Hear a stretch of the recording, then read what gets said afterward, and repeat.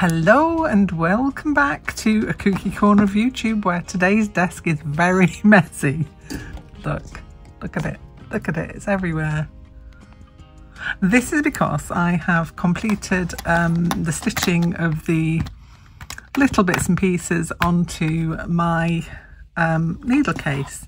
So I've got lots of little mark making stitches that have gone into this. You can see some little seed stitches there. Bits where I've just added in some sequins because I like the shine. I've got some beads over here. I've got a little star over there. I've got a small swirly spiral going on there, and I have also added in one of my little stitched words just because I wanted to throw everything at it. And so this is it. The front piece is now completed unless I decide to add in anything else, which could always happen, you never know. So also what I have done is I have, if I can just lift this up, stitched on my fastening, and I have sewn on my button because I've decided to do the button fastening for this one just because it's different. And I've done, if I look at this one, if you wanted to do the ribbon tie fastening, all you have to do is to attach in between the inner and the outer just some ribbon, enough for you to tie as much as you want. I only had a short piece of ribbon left, so this is what I've got, but you can add as long as you like. So this is what we have. This is what the previous one looked like. So you can tell my style really. Throw everything at it. That's my style basically. So now the job comes to join in the inner, and I have clipped my inner all the way around, as you can see, with my little clippy bit, so you can pin it, clip it, wing it, whatever you want to do. And I'm going to go around the edge of this in a blanket stitch. Now, because I've got little accents of orange in here, I thought, you know what, my outer is going to be this very, very bright, almost neon orange. So this is a DMC 608, if anybody's interested in the actual thread. I am trying to find the end of it. I think I unwound it once. It fell on the floor, it unwound, and I never managed to wind it up again properly. But never mind. So I'm going to thread up my... Actually, I've already got some orange on there. I'll save that for later because I might need it. You never know.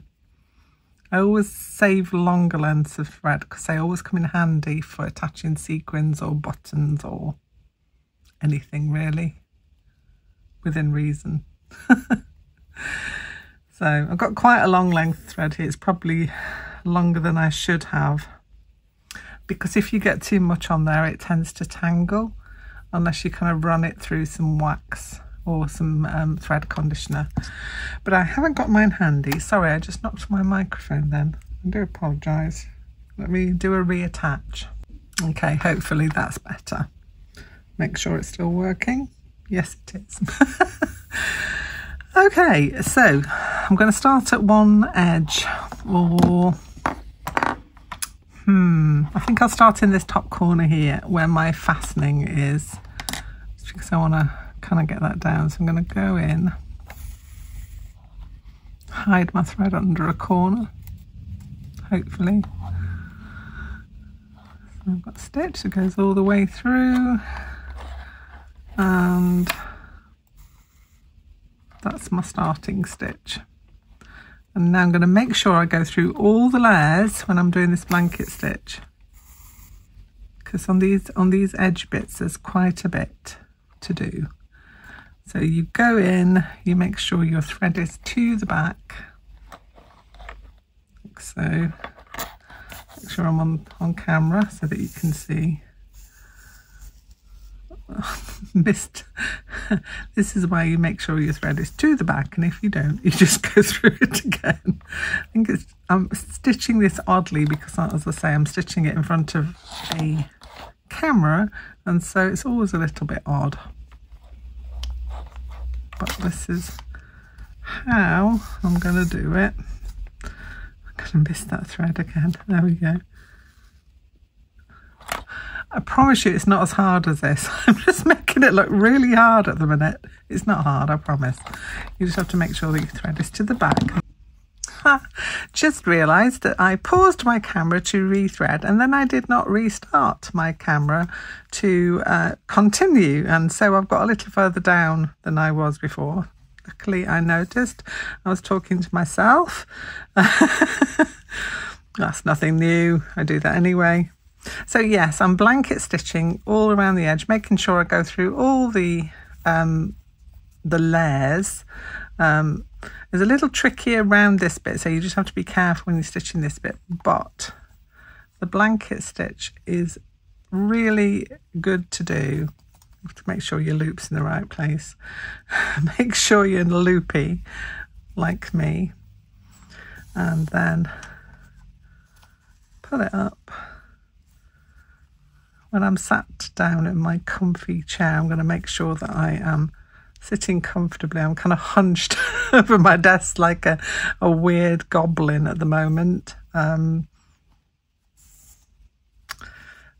yes, and maybe I did put a little too much thread on this because it's starting to tangle itself. But what we do is we very gently just do that. Ah, it untangles. Oh, I know all the tricks. Right. So you get the gist of what I'm doing. I'm going to go through this so this attaches the inner as well as giving a decorative edging to it. So what you want to do is go all the way around your piece and get the blanket stitch going, and then all will be well and fine. So yeah, grab yourself a cuppa, put some music on in the background. I'm playing the Mamas at the moment. I used to love those, so I've got those on in the background. So they are my background music, which is fitting quite well with this. Also put this bit of felt underneath because I could hear the clatter of my clips. And I thought you wouldn't appreciate that. So yeah, I'm going to stitch all the way around. Be back in a bit to show you what we do next. Okay, well, I am back. And I have a blanket stitched all the way around my needle case. So that's all complete and finished. So now we're going to turn our attention to the inner part. So this is a piece that I made previously, and we've got like a little inner leaf. I'm going to make my inner leaf a little bit bigger this time, just because I kind of want it to be a bit bigger than, I think the piece I had when I was away was kind of thin anyway. So I'm going to make mine a little bit bigger in general. So what we need to do is to have our inner leaf and make sure that it's got some gappage on all sides so that when you fold it over it doesn't stick out at the end. So you need a little bit smaller than your actual inner so that when it's folded over then you get that nice finish. Also on this one I had a little pocket at the back for my needle threader, which has conveniently jumped out. Little pocket in there that the needle threader fits in. So I'm going to do the same on this one. I've got myself a square of contrasting fabric. So that's going to go on the inside there, and I'm going to stitch around 3 sides with an overstitch, not going through to the front. So I'm just going to take in that back fabric and the front fabric and stitch that round. And on this one again, referring back, I did a blanket stitch around the top of it, which I think I'm also going to do on this one again. You don't have to do that. It is completely a choice thing, but I'm feeling it and it kind of finishes it off a little bit better and gives you extra sewing time, which is always good. So that's what I'm going to do. So let me start with this. Now the question is, do I stitch it in with a thread that matches, or do I stitch it in with an unmatching thread? I'm going to go with the matching thread this time. Hopefully I can locate my needle, which has decided to jump away. There it is. Ah, I've already got some on there. It's not long enough for what I want though, so rethread. I hope you're all enjoying this. I'm certainly enjoying it. I love creating these little needle books. They kind of make me happy. And you do what makes you happy in life. Let's take you down a little bit lower so you can see. So I'm not even going to pin this. I'm going to start at the back in a corner somewhere. Which corner? Let's start at the top edge there. So I'm going to start there. Maybe I'm going to start there. That's going to be a better way around for sewing. So I've got it positioned in the place I want it. I'm just going to hold it and I'm going to stitch it down with an oversew, making sure that my stitch doesn't go through to the front. Again, it doesn't really matter if it does, but it's it'll kind of blend into everything because it's all the stitches that we've been doing. I'm just doing an oversew. If you can see them going in and out a little bit further along, pull in line with the stitch, and then taking it further out in a diagonal manner, like so. And obviously, you know that I love all these beautiful bright colours, and I appreciate that not everybody is as bright attracted as I am. I'm attracted to bright and shiny. So you can easily do this in nice muted colours. You could go with some beautiful muted greens and pinks and make your own version of this in your own style. Me, I throw everything at it, so it gets all the colour and all the bling. So you're getting the general gist. I'm going to go all the way around 3 sides, not the top one obviously, because that's where my needle thread is going to sit inside there. So then that will be completed. Once that is done, the next thing you need to do is to find the middle of your book. I've already folded mine over to see where it is. And then find the center, and then you're going to just stitch a back stitch down that part there. But first of all, you're going to have to blanket stitch along here if you want to. That's just an if you want to thing. Also, if you want to make 2 pages rather than, I mean, I've got 2 pages here. If you want to make 4, you'd add another one of these in as well. If you've got a lot of needles, maybe that's something that you want to think about. But you're also going to have to then think about the edges. So the inner one is going to be a little less on these sides, you know, so that when you fold it over, it doesn't kind of extend. So those are decisions that you will have to make. I'm just going with the one inner. So, and that will sit in there quite nicely once it's folded. Plenty of room, and then it will close up.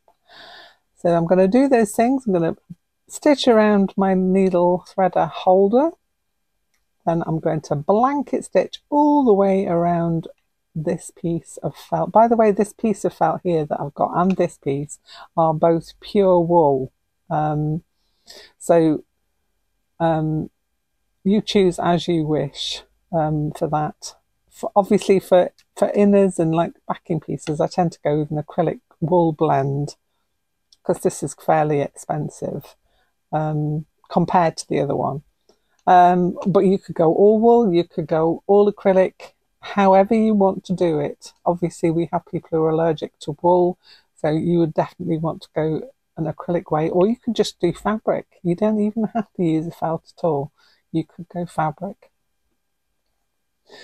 So I'm going to go away. I'm going to finish stitching this. I'm going to blanket stitch this, and then we'll be back with the little finishing touches on there.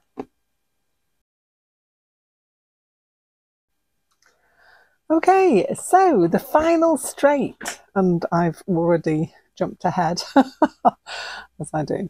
So opening it up, a little pocket in the back that we stitched on, we've blanket stitched around the edge, and then all you need to do is to have some, when I do the blanket stitch, I take it from the middle and I kind of go around and then stitch it down the middle. So you need to fold it in half, find the middle obviously, and then stitch it down. And there it is. It's all completed. And if you've got one page or two separate pages, you should now have your finished piece. And when you close it up, you've got a little button closure to finish it off. And I think they're so sweet. I'm going to make a few more of these because I know quite a few people who would really appreciate having some red stuff on their needles, but it's just such a nice thing. And I think when you are stitching and making things, it's nice to have some inspiring surrounding things. So this is generally why I keep a lot of things on my desk, because I find a blank desk very disconcerting. And it's nice to have little bits and pieces of things that, oh yeah, I forgot I did that, and yes, I could do that again. And it just inspires you to create something else. I do hope you've enjoyed making this, and there will be more tutorials, etc. coming up during the week. I think the next one will probably be on Friday. Yeah, let's say it's going to be a Friday tutorial again. But yeah, I've got so much to show you, and I'm trying to think of how I'm going to fit it all in. There's a lot. So come join me on Friday. Don't forget, show me your thumbs, show me those thumbs. And if you are really liking what I'm doing here and you want to keep in touch with what's going on the channel, please take a moment and subscribe and click the bell, and that will give you the notifications whenever I upload a new video. Have a great day. I'll see you soon. Bye for now.